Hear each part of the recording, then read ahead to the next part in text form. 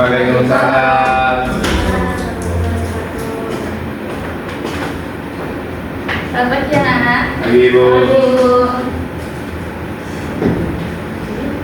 Sebelumnya assalamualaikum warahmatullahi wabarakatuh. Waalaikumsalam warahmatullahi wabarakatuh. Sebelum pembelajaran dimulai, bisa dipimpin doa terlebih dahulu oleh ketua kelas. Asri. Mbak duduk siap, gerak, doa mulai. Bismillahirrahmanirrahim. Raditu billahi rabban wa bil islami dinan wa bi Muhammadin nabiyyan wa rasulan. Rabbi zidni ilma warzuqni fahman. Amin. Tapi sebelum pembelajaran dimulai, bisa guru absen dulu ya. Yang pertama ada Resistana ya, hadir. Milan Nurasita, hadir. Katia Ilma, hadir. Devi Khairul, hadir. Tri Jarwanto, Hadir. Denis Tisni, Hadir. Khairul Nisa, Kak Yuna, hadir Bu. Oke, hadir semua ya. Hadir semua Bu. Alhamdulillah. Allah. Oke, Bu Guru di sini membacakan tujuan pembelajaran untuk hari ini, yaitu kita akan belajar tentang mencegah perilaku tercela. Peserta didik dapat menganalisis definisi contoh serta dampak negatif dari sikap tamak atau serakah dan zalim, baik bagi diri sendiri maupun orang lain.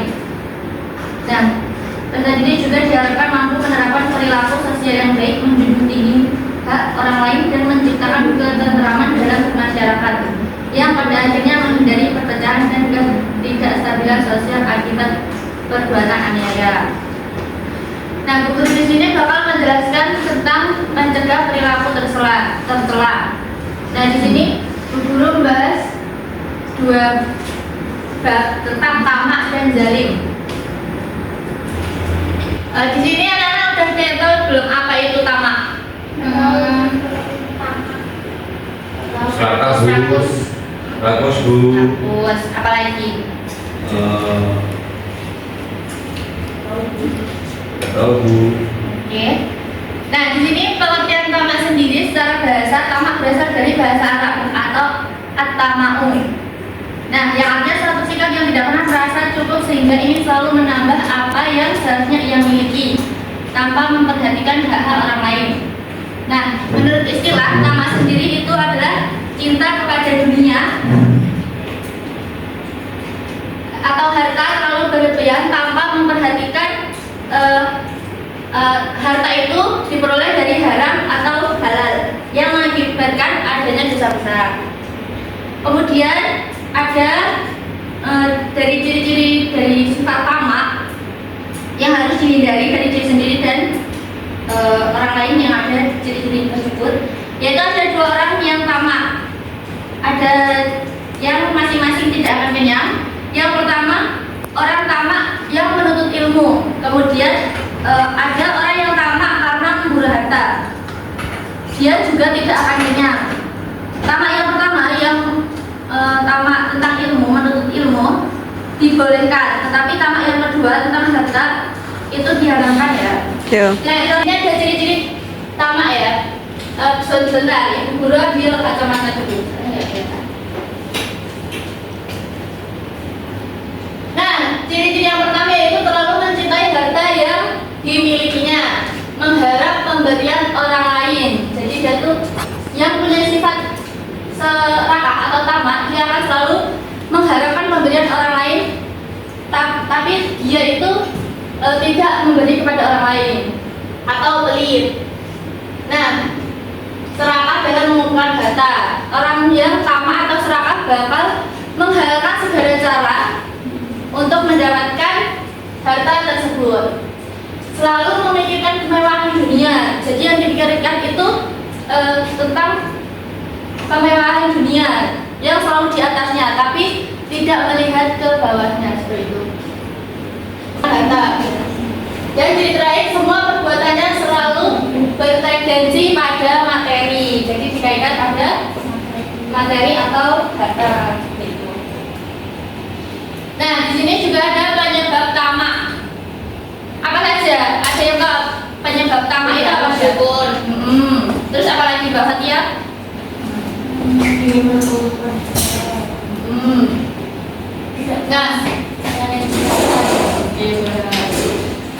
Nah, penyebab tamak yang pertama itu tidak bersyukur atas nikmat yang diberikan Allah.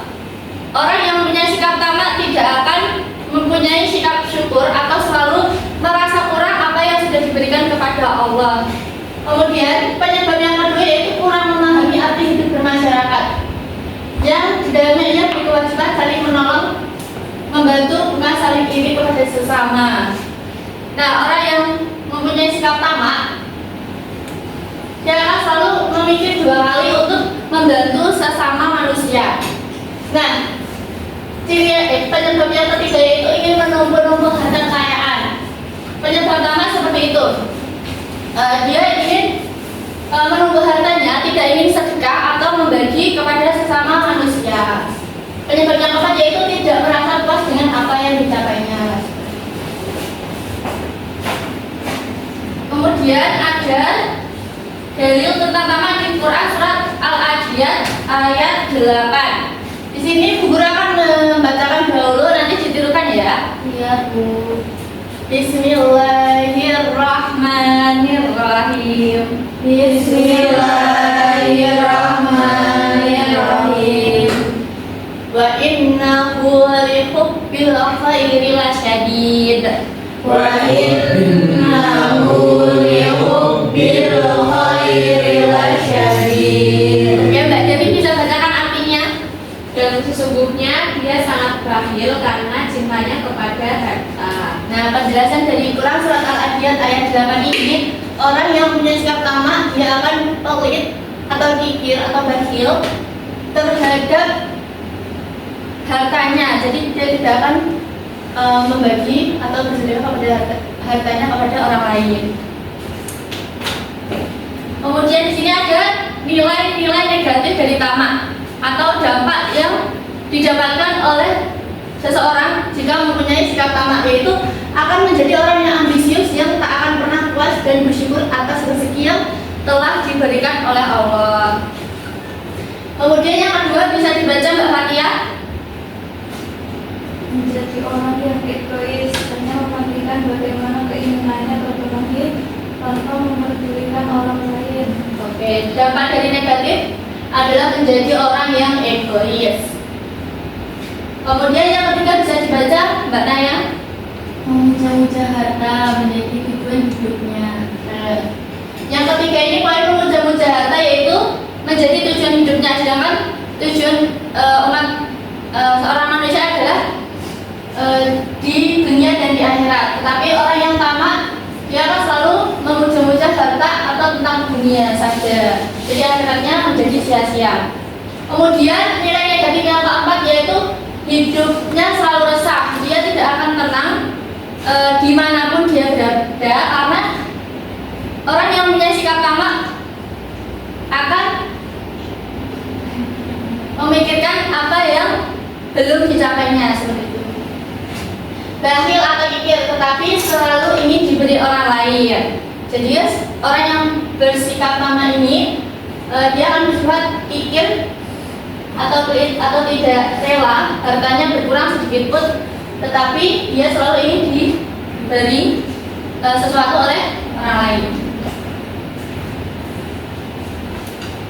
Kemudian ada cara menghindari dari sikap tamak seperti ini.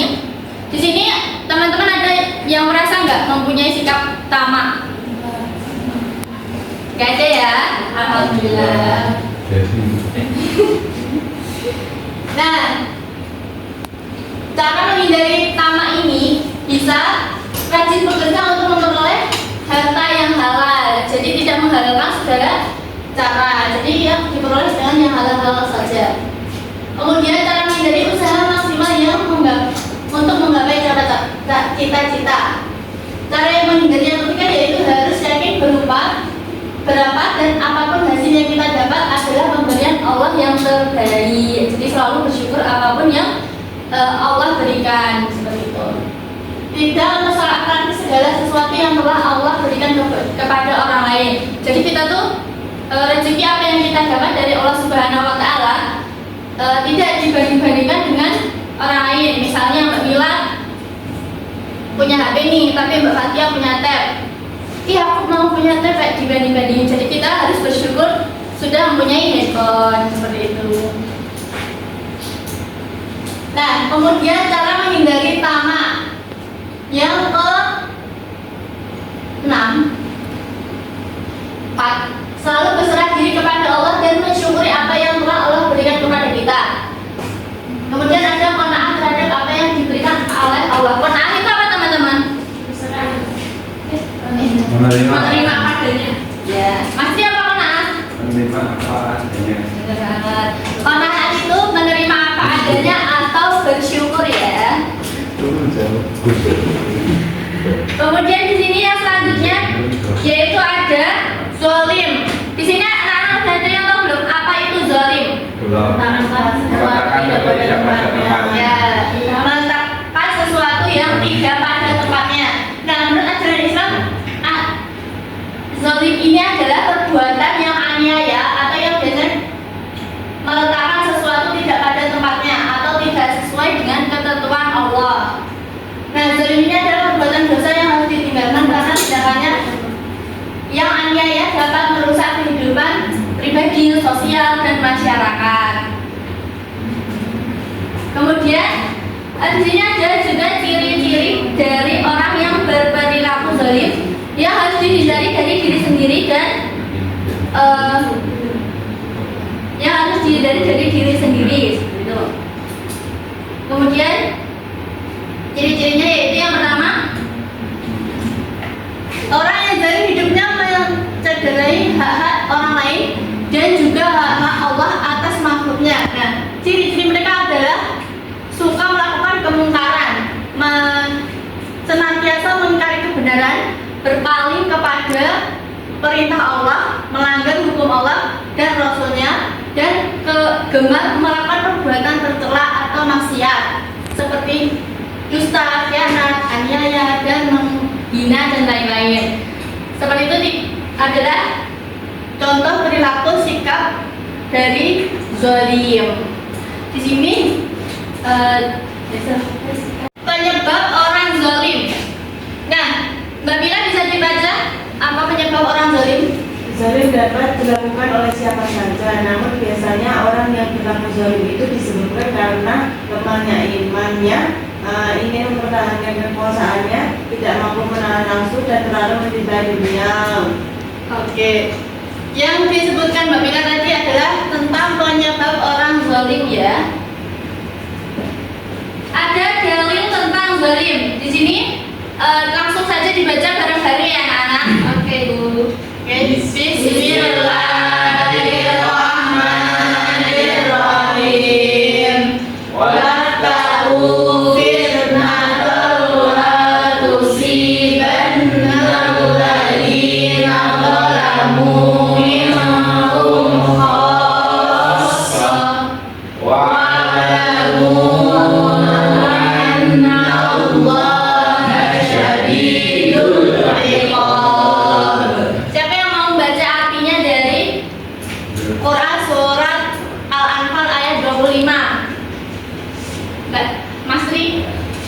Artinya, dan pria, peliharalah dirimu daripada siksaan yang tidak khusus menimpa orang-orang yang zalim saja di antara kamu, dan ketahuilah bahwa Allah amat keras siksanya. Quran surah Al-Anfal ayat 25. Nah, dari Quran surat Al-Anfal ini bisa diambil bahwa pelihara dirimu daripada siksaan yang tidak harus menimpa orang-orang yang zalim. Jadi Allah itu memerintahkan kita menghindari dari sikap zalim tersebut,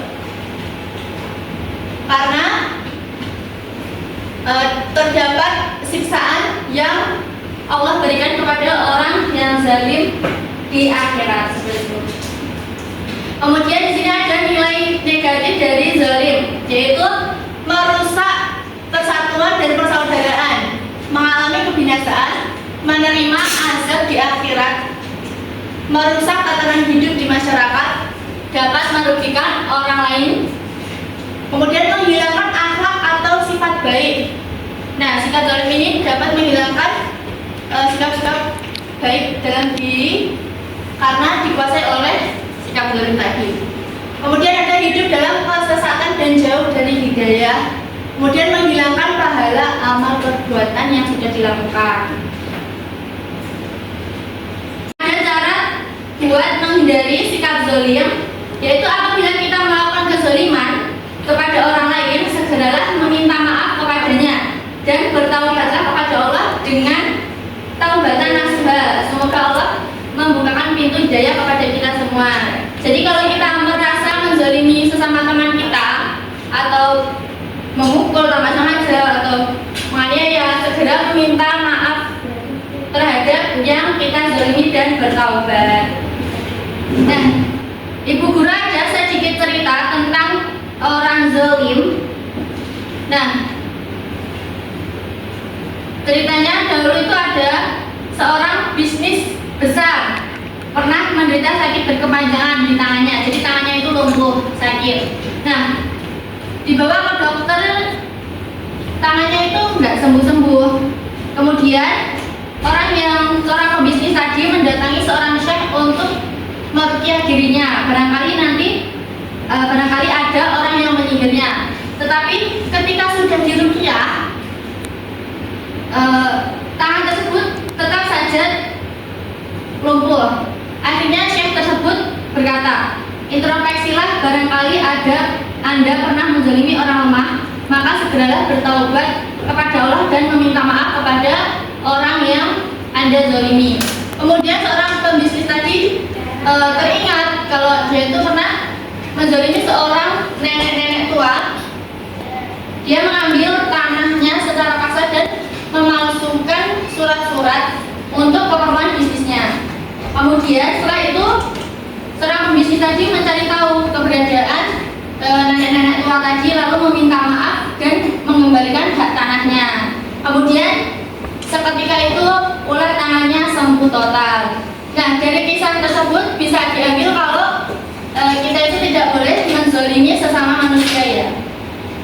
Jadi kita harus selalu berbuat yang sesuai tempatnya ya anak-anak. Sudah paham belum materi tentang zalim dan tamak tadi? Sudah. Ibu Guru akan bagi dua kelompok saja ya. Di sini kelompok 1, 2, 3, kelompok 1 sama 4. Dan di sini kelompok 1, 2, 3, 4, 5, kelompok 2 ya. Ibu Guru ada sebuah soal dan jawaban acak. Nanti anak-anak bisa ditempel jawabannya nanti, kemudian masuk ke depan presentasi jawabannya. Ini buat kelompok 1, bisa langsung didiskusikan. Ini buat kelompok 2. Silakan ya. Ada kesulitan enggak?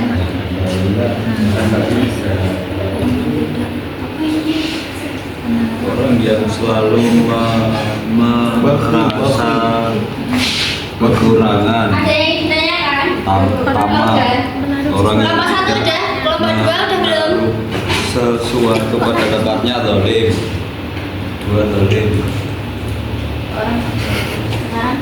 Oke, udah semua anak-anak kelompok 1 kelompok 2. Oke, perwakilan 2 orang tiap satu kelompok ya untuk maju ke depan mempresentasikan yang sudah dijawab. Ya, kelompok 1 dan kelompok 2 langsung maju ke depan. Ayo Mbak Lisa ditemani temennya. Temennya.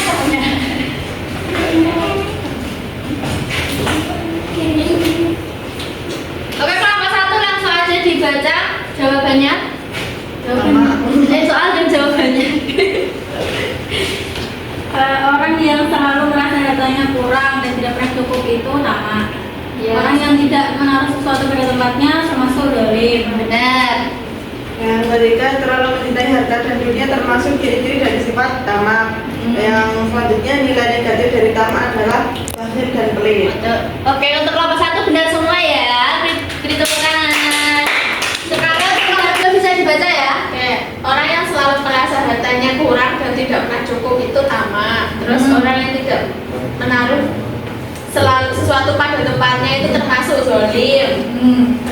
Terus nomor ketiga, terlalu mencintai harta dan dunia termasuk ciri-ciri dari sifat bakhil dan pelit. Oke, bentar. Bener nggak anak-anak? Oke, soal yang selanjutnya. Yang keempat, nilai negatif dari tamak adalah tamak. Salah. Jadi buat kelompok dua soal salah. Untuk kelompok satu benar semua ya. Beri tepuk tangan. Sedikit hadiah dari untuk saya. Oke, sudah kan anak-anak tentang zalim dan tamak sudah. Di sini ada yang mau memberi sedikit kesimpulan apa yang kita pelajari hari ini? Oke, yang dari kelompok yang benar ya. Ya. Silakan Mbak Mila. Tamak adalah sifat yang tidak pernah merasa cukup sehingga seseorang terlalu mencintai harta dan mengejarnya tanpa batas. Nah, sedangkan zalim itu adalah perbuatan melampaui batas yang merugikan diri sendiri, orang lain atau melanggar ketentuan Allah. Oke. Seperti itu ya dari kesimpulan tamak dan zalim. Jadi anak-anak janganlah kita menjadi orang tamak, yaitu selalu ingin melebih dan tidak pernah cukup. Jadi kita tuh harus bersyukur terhadap apa yang diberikan Allah kepada kita. Sikap seperti itu bisa membuat kita menyakiti orang lain dan lupa bersyukur.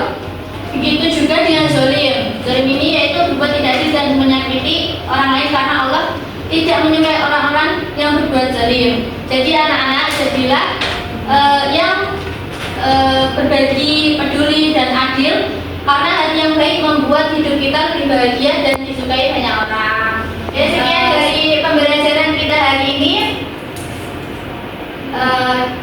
Mari kita ucapkan hamdalah bersama-sama. Alhamdulillah.